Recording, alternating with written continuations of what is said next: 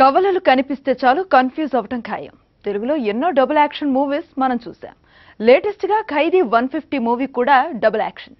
మనం వేసుకున్న డ్రెస్సులు లాంటివో వాడిన వస్తువులో అచ్చం అలాగే ఎక్కడైనా కనిపిస్తే ఆశ్చర్యపోతాం. అరే ఇలాంటివి మనం కూడా కొన్నామే అని అబ్బురపడతాం.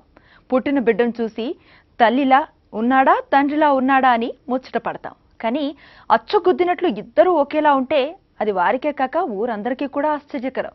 గ్రామంలో అయితే ఒకరనుకొని మరొకరిని పిలుస్తూ అందరూ పప్పులో కాలేస్తారు. వర్ధన్నపేట, రాయపర్తి మండలాల్లో ఇలాంటి వారు ఎక్కువగా కనిపిస్తారు. కవలల దినోత్సవం సందర్భంగా సాక్షి ప్రత్యేక కథనం.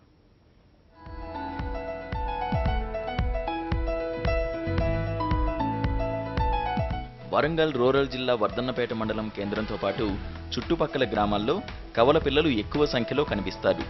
ఒకే కుటుంబంలో అన్నతమ్ముడు, అక్క చెల్లి, అక్క తమ్ముళ్ళు సైతం కవలలుగా జన్మించడం అందరినీ ఆశ్చర్యానికి గురిచేస్తోంది.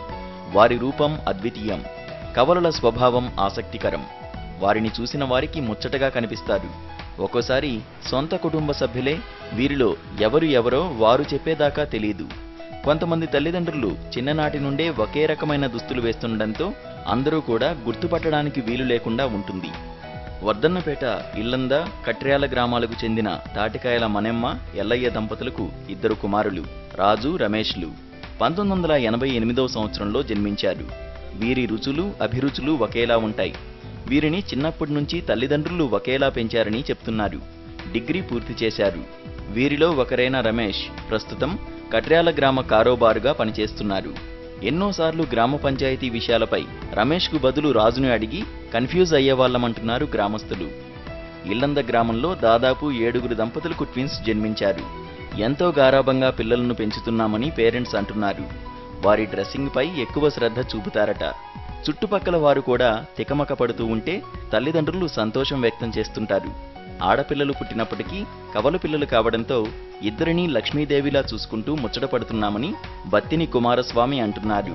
వాళ్ళు కవల పిల్లలు కానీ వాళ్ళు మాకు సరే ఆడి సంతానం, వాళ్ళే మా అదృష్టం. మగ పిల్లలు లేరని ఇక అది బాధపడకుండా వీళ్ళనే మంచిగా పెంచుకుంటాను. మంచిగా చదివించినాం. డిగ్రీ 3rd ఇయర్ దాకా వచ్చిన వాళ్ళే మాకు ఇక రకంగా మాకు లక్ష్మీదేవతలాగా వాళ్ళని పెంచుకుంటాను. సరే ఏది కష్టం నష్టం అయినా రకంగా వాళ్ళని మంచిగా పెంచుకొని మంచిగా చేస్తాను. వాళ్ళు కూడా అక్క చెల్లెళ్ళు కూడా మంచిగా అదిగా వాళ్ళు అన్యోన్యంగా కలిసిమెలిసి ఉంటాము.